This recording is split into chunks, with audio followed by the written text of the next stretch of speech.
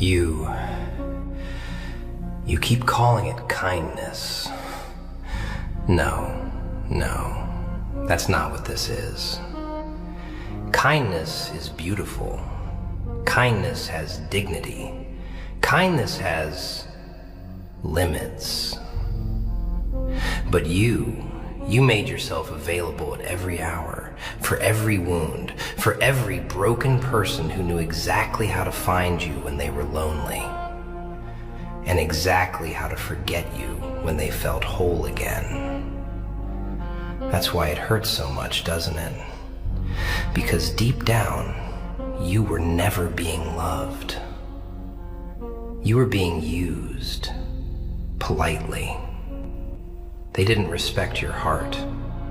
They respected your access, your quick replies, your open door, your endless forgiveness, your soft voice, your "it's okay," your "don't worry about it," your habit of staying when you should have walked away. And now you sit there confused, wondering why the people you gave the most to always gave you the least. Because you were never too nice. You were just too available.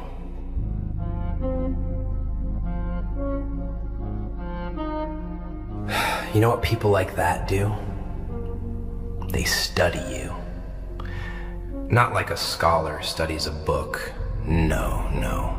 Like hunger studies a door left open. They notice how quickly you answer, how easily you say yes, how your face changes when someone sounds hurt, how you start blaming yourself before anyone even asks you to. And once they learn that, once they learn you will bend just to keep the peace, they stop knocking. They just walk in, into your time, into your thoughts, into your sleep, into your chest. And the cruel part is, you help them do it. You call it patience. You call it loyalty. You call it seeing the good in people. But sometimes that thing you call love is just fear wearing perfume. Fear of being abandoned. Fear of being misunderstood. Fear that if you stop giving, you will finally see who never cared. So you keep smiling when you're tired. Keep explaining when they already understood. Keep forgiving what keeps happening on purpose. And every piece of you grows quieter. Listen carefully. People do not always respect the one who gives the most.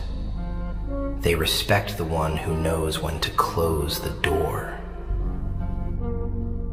And you left it open so long they started calling your sacrifice normal.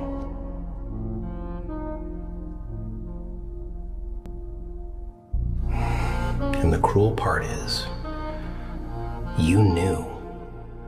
Not all at once, not in some dramatic, thunderstruck revelation, no. You knew in tiny little funerals, in the late replies, in the dry tone, in the way they needed you privately but barely honored you publicly. You knew when your absence made them anxious, but your presence never made them grateful. You knew when every conversation somehow circled back to their pain, their chaos, their needs, their hunger, and your heart just adapted again and again and again. Because that's what you do, right? You adjust, you excuse, you translate disrespect into maybe they're just struggling. You turn neglect into patience. You turn scraps into hope. And That is how people slowly teach you to betray yourself with a smile. You started calling self-abandonment loyalty, started calling overgiving love, started calling silence maturity, when really you were just afraid that one honest boundary would make them leave. So you kept the door open, even when they slammed it, even when they vanished, even when they returned with empty hands and familiar lies. And every return felt like proof that maybe this time they saw your worth. But no, it was only proof that they knew the door was still unlocked. Do you understand how heartbreaking that is? To be remembered, not for your depth, not for your soul, not for your truth, but for your availability, for being the safe option, the soft landing, the unpaid therapist, the warm voice at midnight, the person who would still answer after being ignored all day. That isn't love. That is emotional convenience wearing the mask of connection. And the saddest thing, you kept thinking more love would fix it. No, less access would have.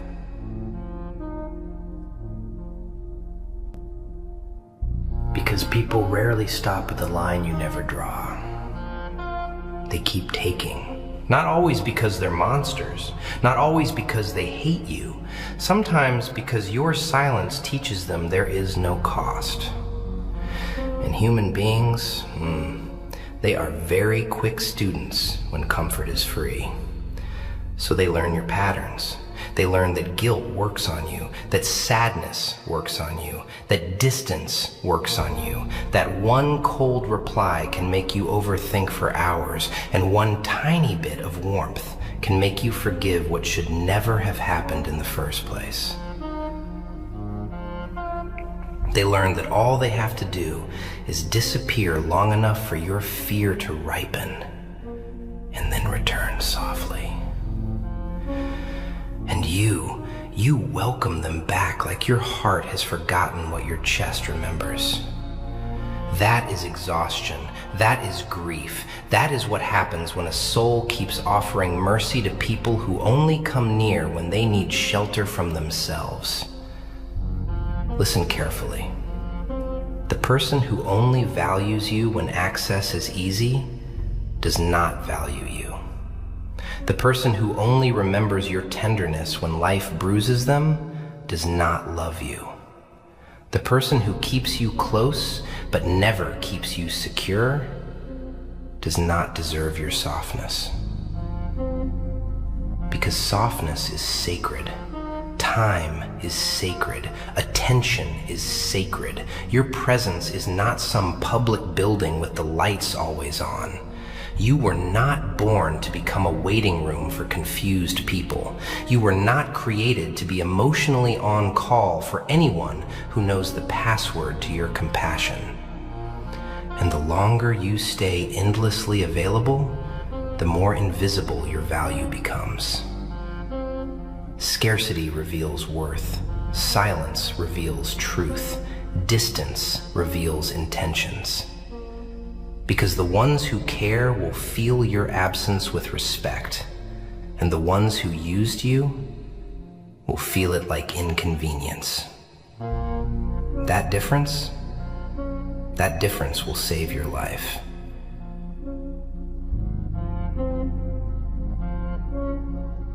And that is the part nobody teaches you when you're young. They tell you to be kind, to be patient, to forgive, to understand, to stay soft in a hard world. Beautiful advice.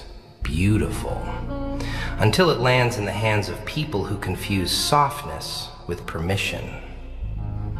Because without boundaries, kindness becomes an invitation to interrupt you, to unload on you, to disappear and return whenever it suits them, to treat your peace like something cheap, something renewable, something that will always be there no matter how recklessly they consume it. And every time you let it pass, every time you say, "It's fine," every time you silence that ache in your chest just to keep the connection alive, you send a message. Not with your mouth, with your tolerance. You tell them, "Yes, you may do this again. Yes, I will still be here. Yes, my hurt is quieter than your comfort. Yes, my boundaries can be negotiated by guilt." And then one day you wake up tired in a way sleep cannot fix. Not because you loved too deeply, because you abandoned yourself too often. That's the grief nobody sees. The private humiliation of realizing you were loyal to people who were merely familiar, accessible to people who were never accountable, devoted to people who only ever offered temporary warmth. And temporary warmth is dangerous. It can make a starving heart mistake relief for home. So you cling, not because it is good, not because it is pure, but because inconsistency creates hunger, and hunger makes even crumbs feel holy. But listen, crumbs are still crumbs. Half love is still absence. Occasional tenderness is still instability. And being remembered only in moments of need is still a form of neglect. You cannot keep calling it love when your spirit only exists there in pieces. You cannot keep calling it connection when you are the one carrying all the weight. You cannot keep calling yourself too nice as if this is some charming flaw, when really it is a wound. A wound that says, "Please don't leave, even if staying destroys me." And that wound will keep choosing pain until you finally decide that being needed is not the same as being cherished. And once that truth enters you, really enters you, you will never offer your presence so cheaply again.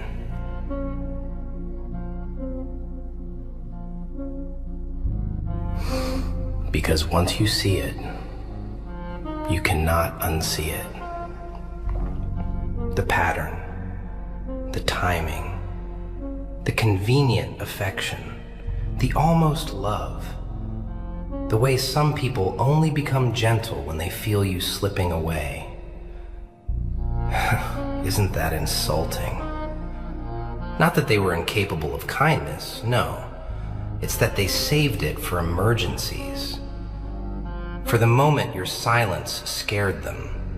For the night your distance made them wonder whether the door had finally closed.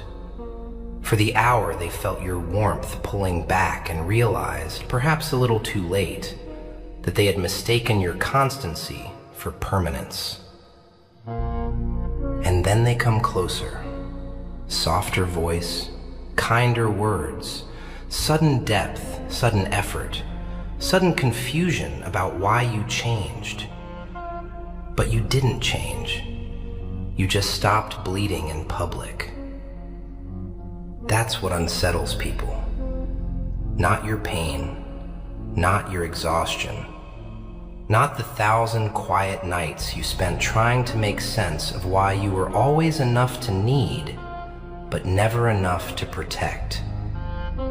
What unsettles them is when access begins to disappear, when the instant replies slow down, when the emotional labor dries up, when your availability, that sweet, endless river they drank from without gratitude, suddenly becomes stone.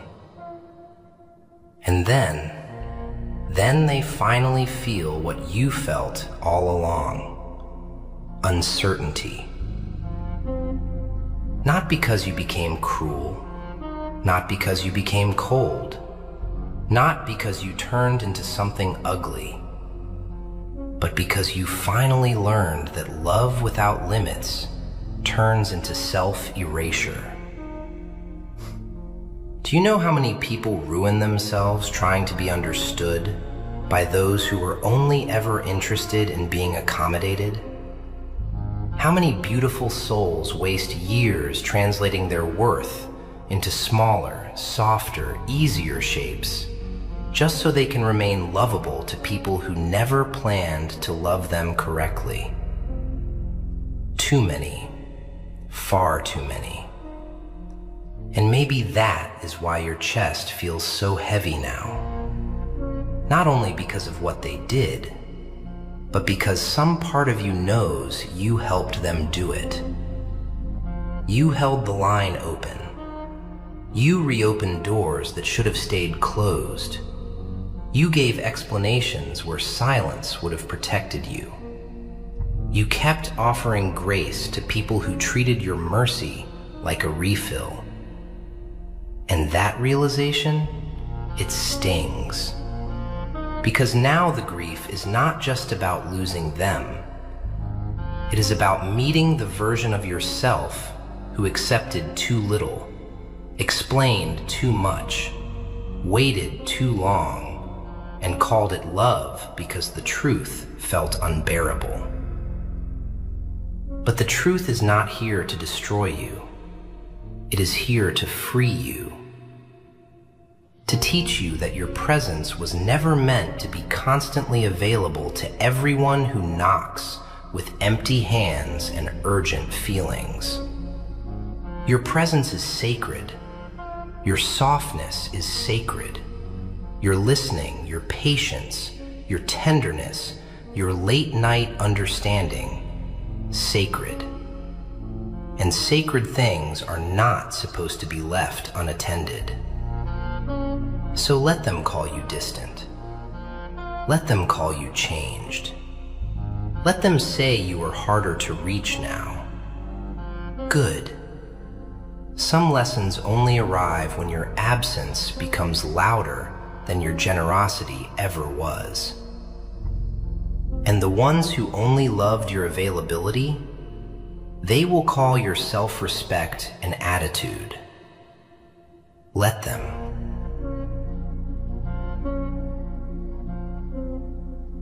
Because people become offended the moment your access is no longer automatic.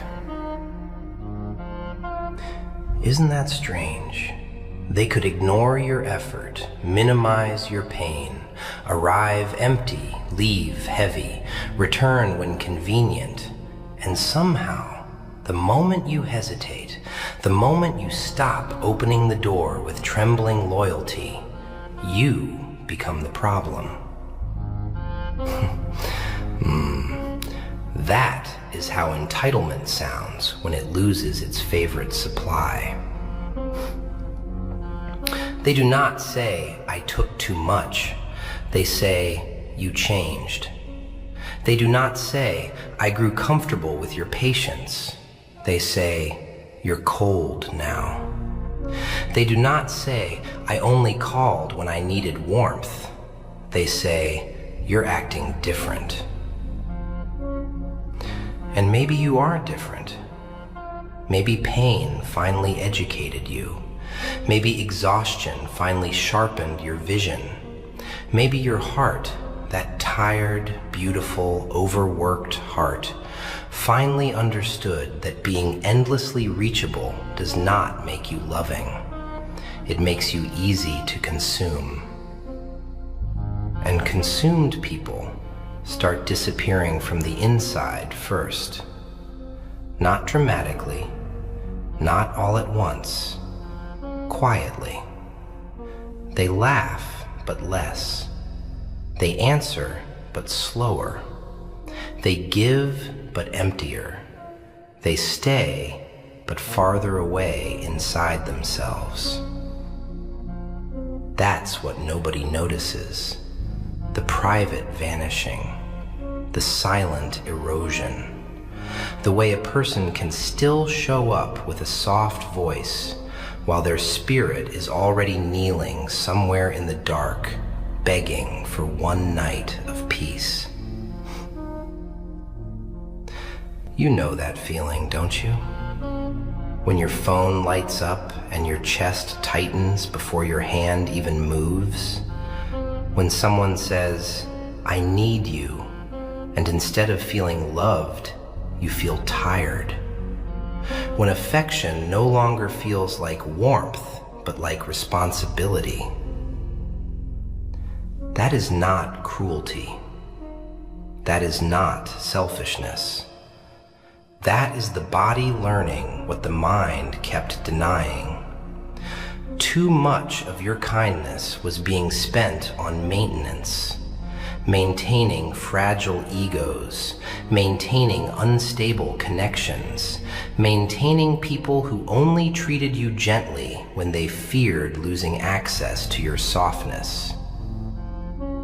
Listen, you are not required to keep proving your goodness by remaining available to those who have done nothing to protect it. You are not obligated to answer every emotional emergency from people who treat your peace like a public service. You are not here to become a permanent refuge for temporary people.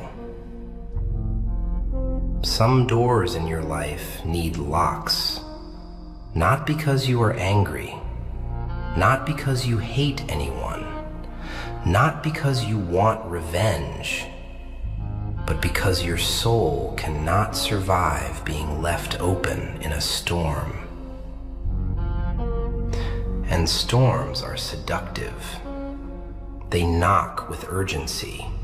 They arrive with pain in their voice, sadness in their eyes, history in their hands.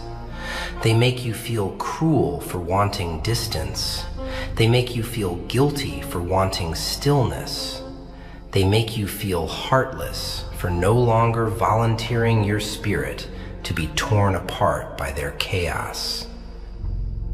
But guilt is a marvelous leash, isn't it? Especially for people who were taught that saying no is a form of betrayal. It is not. Sometimes no is the first honest act of love you have ever offered yourself. And yes, it will feel unnatural at first. You will second guess it. You will want to explain it. You will almost apologize for it.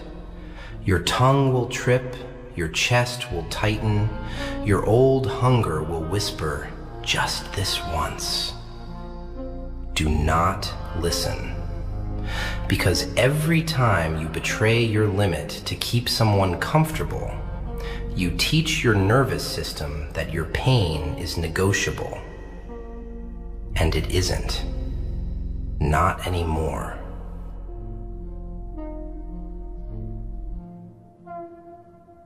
Not anymore.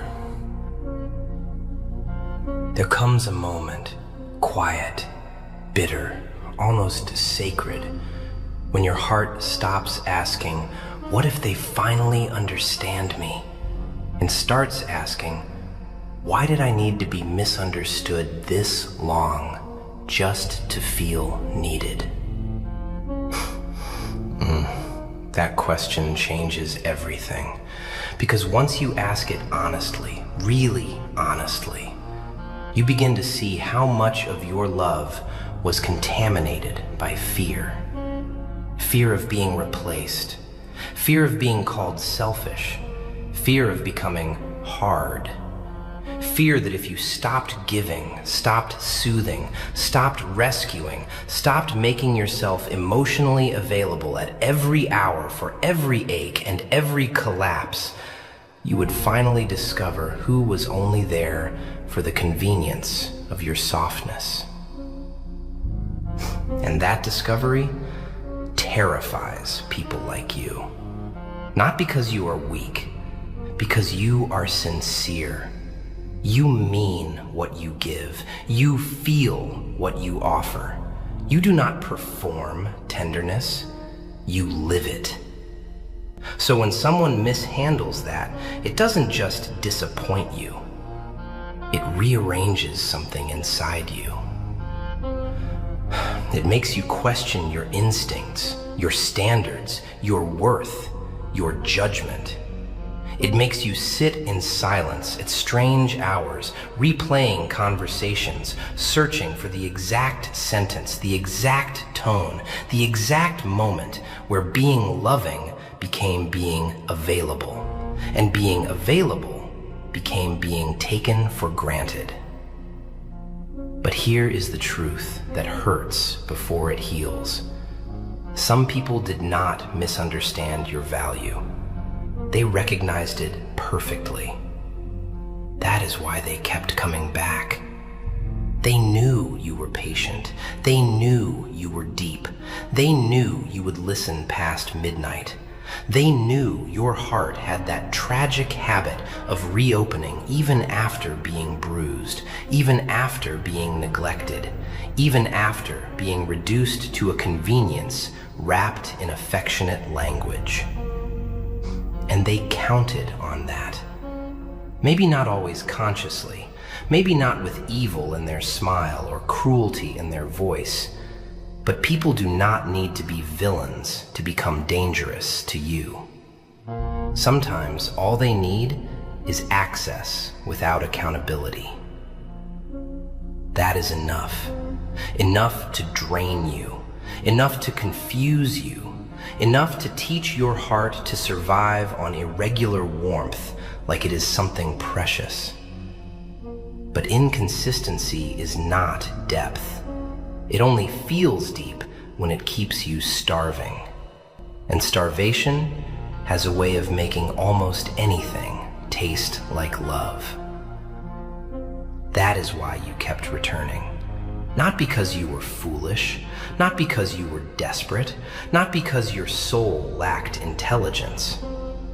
Because pain can become familiar, and familiar things begin to feel safe even when they are slowly unmaking you.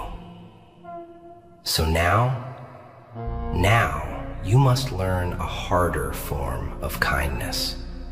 Not the kindness that over-explains, not the kindness that waits forever, not the kindness that keeps the door unlocked for people who knock with chaos and leave with pieces of you in their hands. A different kind. The kind that says, I love, but I do not leak. I care, but I do not chase. I understand, but I do not surrender myself to be understood. I can be gentle without becoming reachable to everything that wants to feed on gentleness. That kind of kindness will feel colder to those who benefited from your lack of boundaries. Let it. Of course they will call it distance. Of course they will call it pride. Of course they will miss the old version of you, the one who folded themselves smaller to keep everyone else comfortable. Bury that version. Not with hatred, not with shame, not with bitterness, with mercy. Because that version of you was trying to survive the only way they knew how. But survival is not the same as peace. And peace, real peace, does not come from being endlessly needed. It comes from no longer abandoning yourself just to remain within reach. So let them knock. Let them wonder. Let them feel for once what it is like to meet a closed gate where there used to be an open field. The right ones will approach with respect. The wrong ones will call you cruel for no longer being convenient. That too is your answer.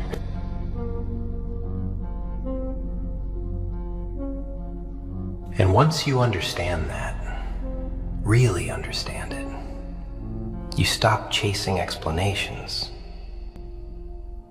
You stop begging the careless to describe the wound they left in you, as if clarity from them could somehow restore dignity to you.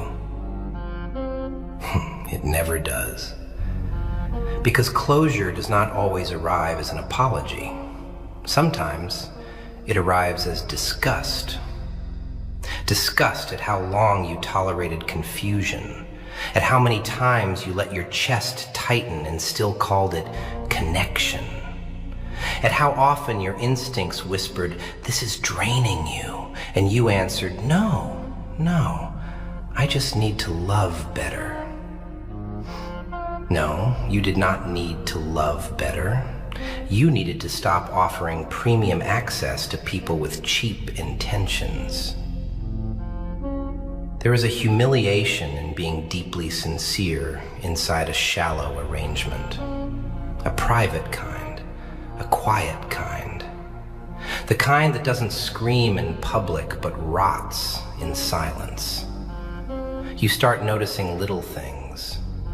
The effort that only appears when you begin to leave. The sudden tenderness when your energy pulls back. The concern that sounds suspiciously like panic the moment your boundaries become real.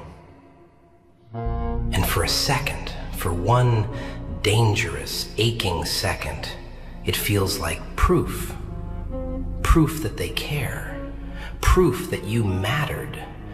Proof that maybe, finally, they are seeing your worth. But attention triggered by your withdrawal is not the same as love inspired by your presence. Read that again in your bones. Some people do not miss you. They miss access. They miss influence. They miss the emotional shelter you gave them while asking for almost nothing in return. And that realization can break you, because it forces you to look back at every moment you mistook relief for intimacy. Every late-night message that made you feel chosen when you were only being used as comfort.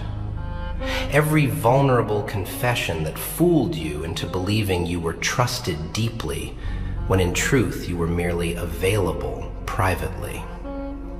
Every return, every "I've been thinking about you," every "I didn't know who else to talk to," every soft voice that arrived exactly on schedule, right when life had become too loud for them, and your heart was still stupid enough, still beautiful enough to answer. That is what hurts, isn't it? Not just that they came back, but that some part of you was always waiting, waiting with explanations, waiting with empathy, waiting with that old ache dressed up as hope. Hope can be noble, but in the wrong place, hope becomes self-harm with a softer name. Because every time you hope without evidence, every time you re-enter what already starved you, every time you call emotional inconsistency a complex kind of love, you move 1 inch further from self-respect and 1 inch closer to emotional dependency. And dependency is treacherous. It disguises itself as devotion, as patience, as depth, as loyalty. But underneath all that poetry, it is fear. Fear that if you stop giving, you disappear. Fear that if you stop answering, you become forgettable. Fear that if you stop making yourself easy to reach, easy to lean on, easy to reopen, then maybe, just maybe, you were never truly important to them at all. Listen, if your importance depends on your constant availability, then it is not importance. It is utility. And utility has no tenderness, no reverence, no true protection. It consumes what is useful and calls that closeness. That is why your spirit feels angry now. Not loud angry, not dramatic angry, ancient angry. The kind that rises when your soul finally realizes it has been left unattended while you were busy tending to everyone else. That anger is not your enemy. It is your boundary returning from exile. And when it returns, people get uncomfortable. They liked you softer when softness required nothing from them. They liked you understanding when understanding meant they never had to grow. They liked you available when availability made accountability optional. But now something is changing. Now your silence is heavier. Now your distance has meaning. Now your warmth is no longer automatic. Now the version of you that answered everything, absorbed everything, forgave everything, is beginning to die. Let it die.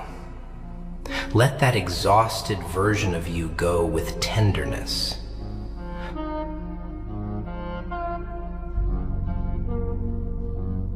Because the garden was never the problem. Your heart was not wrong for being generous. Your spirit was not foolish for wanting to heal. Your tenderness was not shameful. Your patience was not ugly. Your mercy was not a mistake. No, the mistake was simpler than that. More painful too. You kept handing sacred things to people who only knew how to handle temporary ones. And sacred things break strangely. Not with one loud crack, not with one final betrayal, not with one dramatic ending that gives you a clean wound and a clear villain. They break in layers, a little every time you silence your intuition. A little every time you smile through disappointment. A little every time you say, "It's okay," while something in your chest quietly folds in on itself. That is how a person disappears. Not by being hated, by being overused. And the world rarely warns you about that kind of danger. It warns you about enemies, about obvious cruelty, about betrayal with sharp teeth and visible malice. But it says very little about the soft erosion caused by people who like you, need you, admire you, lean on you, and still leave you emptier every single time they touch your life. Because some damage does not come from evil. It comes from imbalance. From one person pouring and the other person drinking. From one person holding depth and the other person visiting it only when they are drowning. And maybe that is why your soul has been so confused. Because they were not always cruel. Not always cold, not always careless in obvious ways. Sometimes they were warm, sometimes attentive, sometimes gentle enough to make you doubt your own pain. And that is the most dangerous kind of wound, isn't it? The wound that does not stay ugly long enough for you to leave it. The wound that keeps changing its face. The wound that hurts you on Monday and comforts you on Thursday. The wound that apologizes with softness, but returns with the same hunger. That is not healing. That is a cycle learning your name. And cycles survive on one thing above all else: your willingness to be available after clarity. After the red flags, after the heavy chest, after the sleepless replaying, after the first disappointment, after the second, after the 10th quiet proof that you are being valued inconsistently, still you stayed, still you translated, still you hoped, still you reopened. Not because you were weak, because you were attached to the possibility of being chosen properly by the very hands that kept teaching you otherwise.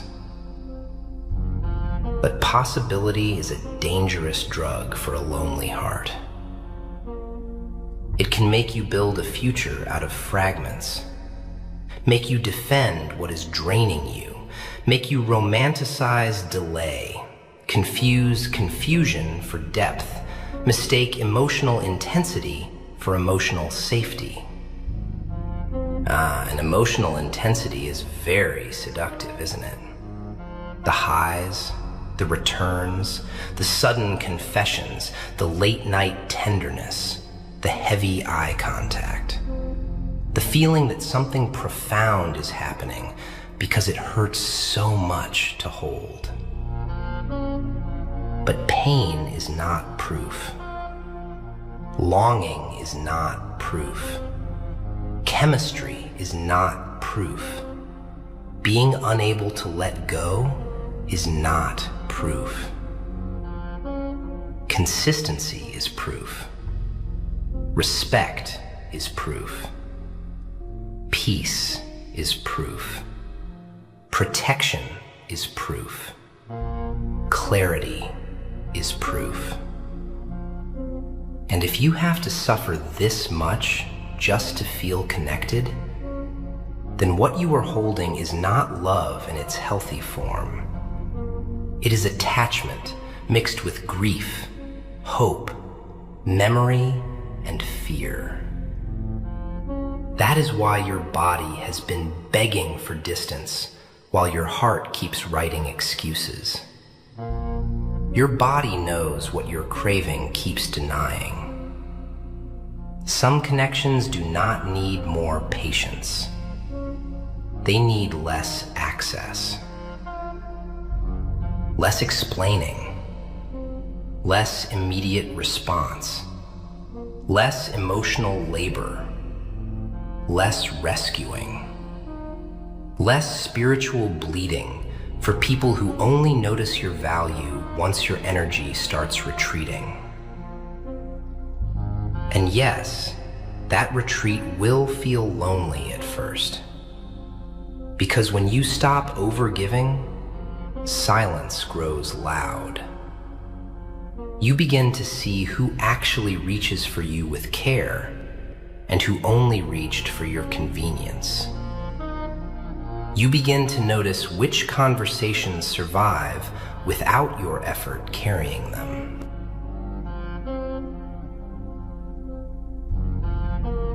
Clean. Not easy, not empty, not painless. Clean. There's a difference. A clean life is not a life without loss. It is a life without constant contamination. No more mixed signals masquerading as mystery. No more emotional emergencies disguised as intimacy. No more people arriving thirsty, calling it love, then leaving the moment your soul asks to be handled with the same care you gave them without being asked. That kind of cleanliness, it feels unfamiliar at first, because chaos has a strange way of becoming home when you've lived in it long enough. You start mistaking peace for boredom, distance for cruelty, boundaries for guilt, silence for abandonment. And that is what makes healing so brutal. Not just that you miss them. You miss the version of yourself that was constantly activated, constantly waiting, constantly decoding, constantly rehearsing conversations that never gave you enough truth to let your body unclench. Your nervous system got addicted to the unfinished sentence, the delayed reply, the almost choice, the partial warmth, the return after distance, the little emotional ration that kept you alive just enough to stay.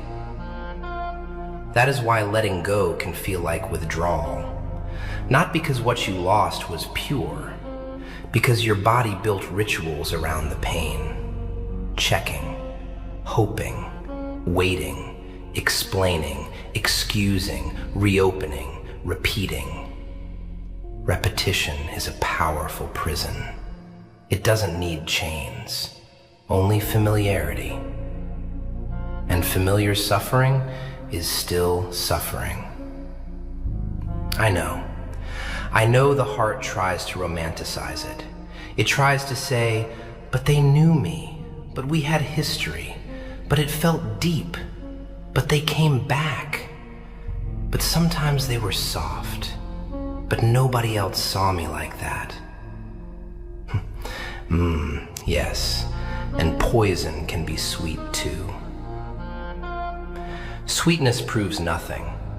Anybody can be warm when they are lonely. Anybody can sound deep when they are afraid of losing access. Anybody can offer tenderness in small, dramatic doses when they sense the gate is finally starting to close. What matters is what they protect. Do they protect your peace? Do they protect your dignity? Do they protect your trust? Do they protect your softness when they have the power to bruise it? Or do they simply enjoy that you are still reachable after every disappointment?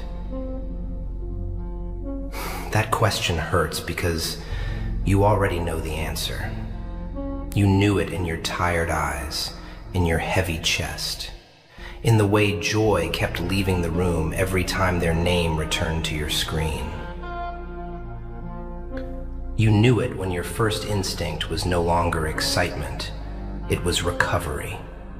Recovery before the conversation, recovery after the conversation, recovery from reading their tone, recovery from hoping they meant more, recovery from pretending their inconsistency did not cut you because you were afraid that naming the wound would force you to leave it.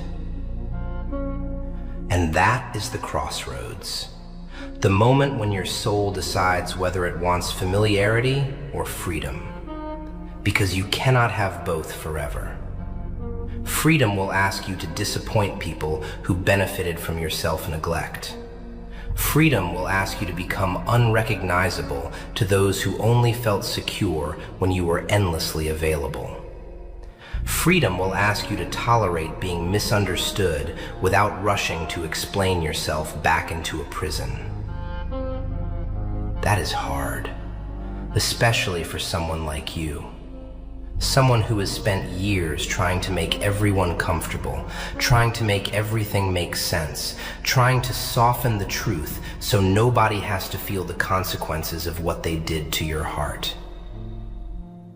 But there comes a day when softness must mature, not disappear, not turn bitter, not become cruel, mature into discernment, into self-respect, into holy distance, into the kind of wisdom that no longer mistakes being needed for being loved. You can still be kind and inaccessible, still be compassionate and unavailable, still be generous and guarded, still be warm without leaving the gate wide open for anyone carrying chaos in their hands. That, oddly enough, is when your kindness becomes real. Before that, a lot of it was fear in beautiful clothing.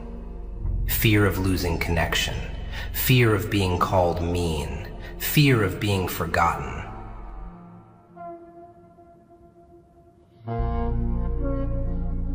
From this day forward, do you hear how final that sounds?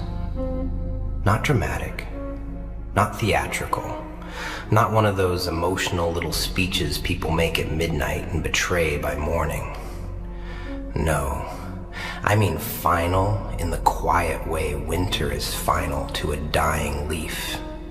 In the sacred way a door becomes a wall the moment you stop calling it temporary. Because that is what has kept you trapped, isn't it? The belief that everything painful must still be transitional, that every inconsistency is just a phase, that every wound is secretly a misunderstanding, that if you stay soft long enough, patient long enough, understanding long enough, someone, somewhere, will finally feel ashamed enough to love you correctly. But shame rarely transforms people who have grown comfortable feeding on your availability. It only teaches them new language, softer language, smarter language, more careful timing. That is why words have confused you for so long. The apologies, the confessions, the "I miss you," the "I've changed," the "I didn't realize what I had," the "you matter to me," the "I was just overwhelmed," the "please don't do this." Beautiful sentences. Beautiful enough to make a starving heart kneel. But a starving heart will call anything nourishment if it arrives with warmth. That is why you must become dangerous now. Not cruel, dangerous. Dangerous in the way a healed wound is dangerous to the blade that once had easy access. Dangerous in the way clarity is dangerous to manipulation. Dangerous in the way silence is dangerous to those who relied on your explanations to keep the door half open. Because once you stop explaining, people are forced to face the shape of their actions without your mercy blurring the edges. Once you stop rushing in to soothe every rupture, they are forced to feel what absence actually means. Once you stop making yourself reachable through exhaustion, through disappointment, through inner resistance, they are forced to meet reality without your softness protecting them from it. And many will not like that.